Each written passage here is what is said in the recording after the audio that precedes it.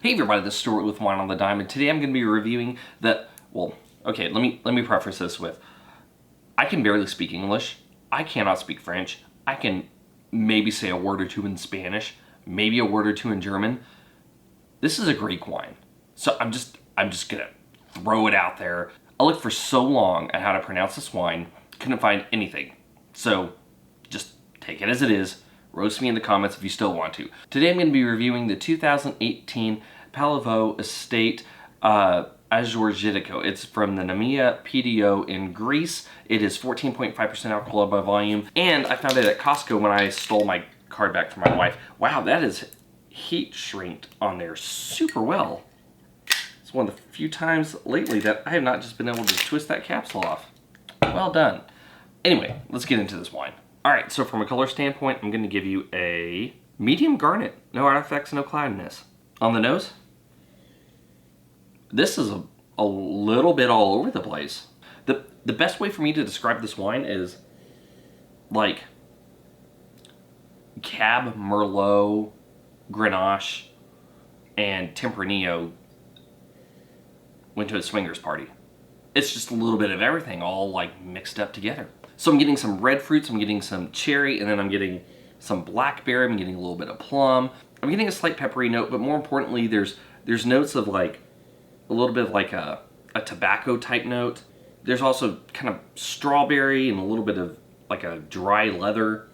There's an herbiness going on that's kind of like a slight rosemary and thyme type note. I'm gonna say the alcohol is medium. I would say medium plus, but it's not a thing. It's like medium or high. There's no medium plus. I wish there was.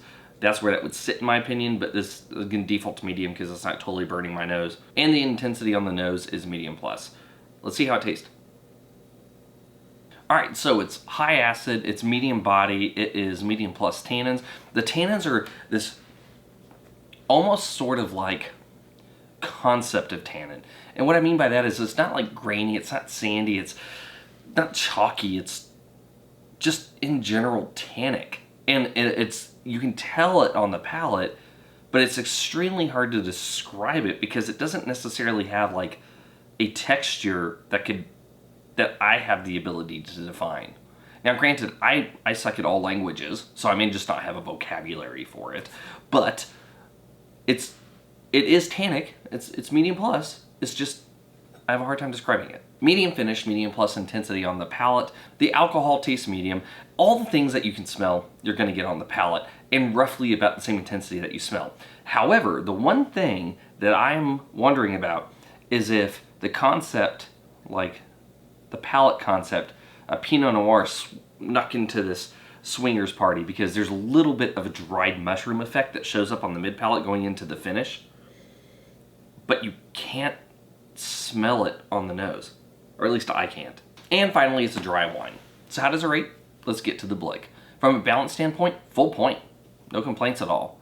Length, medium finish, half a point. Intensity, medium plus on the nose, medium plus on the palate, so 0.75. And in terms of complexity, I'm getting a good range of primary. I'm getting a good range of secondary. 2018, and I don't have this varietal very often, so from my understanding is it is supposed to have a good amount of tannins. It is supposed to have a good amount of acid. It is supposed to be able to age for a bit, but I don't know quite how long, because like I said, it's not often that I find this wine where I live. So with what I'm kind of expecting in general with a medium to heavier body red wine, I would probably say I'm still going to give you half a point. I would hope for a little bit of tertiary to start developing in 2018. It probably has a few more years before it gets there. However, though, with the acid and tannin, it can totally do it. So, like I said, complexity, half a point. So in the end, this is 2.75. I'm going to go ahead and round up to very good. It's a $16 to $17 bottle of wine. This is such an interesting palate experience, which is why I'm kind of giving you that extra 0.25. Also, I'm kind of thinking about what this wine is going to be like in another handful of years. Like, I'm not talking about 10 years, I'm talking like 5 years. It's probably going to develop some of that tertiary. It will become a very good wine at that point. So in terms of the way that YouTube algorithms work, and when people discover my videos, there's a good chance that a lot of you are watching this video 3 to 5 years from now which means this rating is more applicable to you now than it is at the time I'm shooting it. But regardless, I stand by my rating.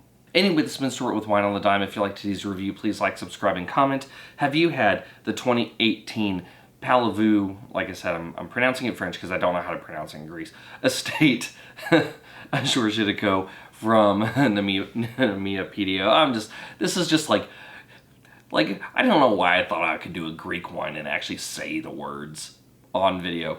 Anyway, have you had this wine? I'd be interested to know if you have. Leave a comment below, and I'll see y'all again soon with another review from the Wine on the Dime.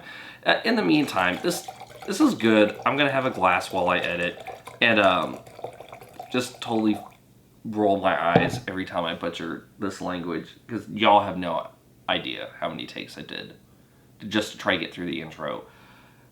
Quite frankly, it's a little bit embarrassing, but if you know me, it's on par.